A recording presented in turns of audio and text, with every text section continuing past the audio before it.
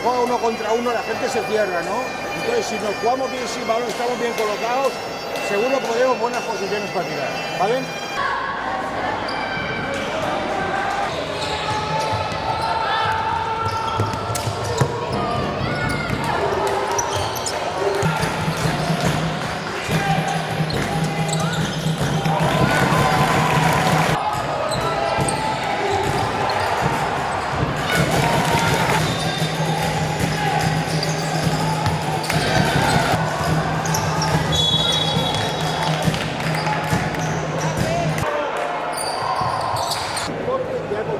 Hay que estar abiertos, acompañar, jugar bien sin balón para poder tener un buen equipo.